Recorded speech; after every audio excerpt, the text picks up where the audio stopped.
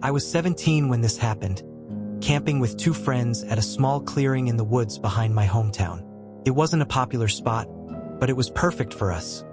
Quiet, hidden, and far from any roads. Around midnight, the fire was dying down, and we were just telling stories. That's when we heard footsteps. At first, we thought it was an animal, but the sound was heavy human. My friend whispered, "Do you hear that?" Then, from the darkness, a voice called out, "Mind if I sit by your fire?" We froze. None of us had invited anyone. No cars were parked nearby, and we hadn't seen another person all day. A man stepped into the firelight. He was dirty, with long hair and a strange smile. He sat down without waiting for an answer. He didn't bring a tent. No backpack. Nothing. Just himself. We tried to stay polite, asking him where he was headed. He avoided the question, only saying, "Been walking a long time." Something about his voice made my skin crawl. He wouldn't stop staring at us, one by one, like he was studying us. Finally, after 20 minutes of awkward silence, he stood up. He smiled again and said, "You're lucky. I like you kids." Then he walked back into the darkness. The 3 of us didn't sleep that night. At around 3 a.m., I heard him again, not walking but whispering, just outside my tent. When I unzipped it to look, nothing was there. We packed up before the sun rose and never camped there again. Me and my girlfriend 2 summers ago. We had gone camping by a lake in upstate New York. It was quiet, almost too quiet. The first night was peaceful, but the second night changed everything. Around 1 a.m., I woke up to the sound of screaming. A woman's scream, high-pitched, desperate, echoing across the water. My girlfriend woke up too, and we both just froze. I grabbed my flashlight and scanned the trees across the lake, but there was nothing. The screaming would stop, then start again, closer.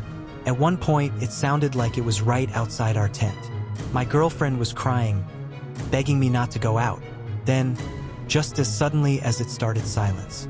Not even the crickets. We stayed awake until dawn, and when the sun came up, I went to check the area. No footprints, no signs of struggle, just the calm lake water. Later, when we were packing up, a park ranger passed by. I asked if anyone else had been camping nearby. He looked at me strangely and said, "No one's camped on the far side of this lake for over 20 years. That area's closed off." He didn't explain why. I went camping alone once, just once. I'd been through some rough times and thought a solo camping trip would clear my head.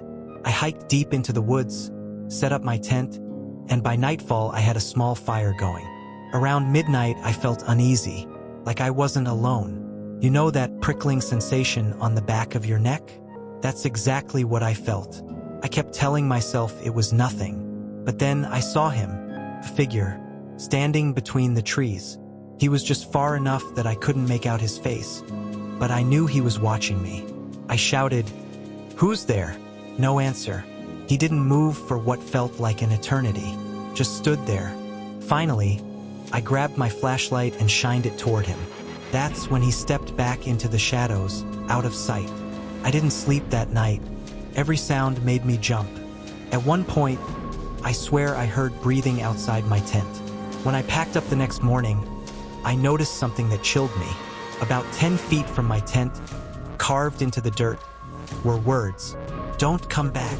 I never did. Campfire embers fading. This story comes from my uncle, who camped with his college friends in the 90s. They had set up multiple tents in a circle. After a night of drinking and telling stories, everyone went to sleep. Around 3 a.m., my uncle woke up to use the bathroom. As he stepped out of his tent, he noticed something strange. One of the other tents, the one his friend Mark had been sleeping in, was completely silent. No snoring, no movement. He whispered, "Mark, you awake?" No response. He walked closer, and that's when he noticed the zipper. It wasn't opened from the inside. It was cut, a long, straight slice down the middle. /image 3.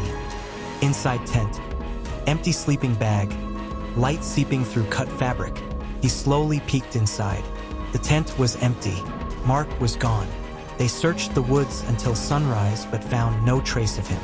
No footprints, no broken branches, just an empty sleeping bag.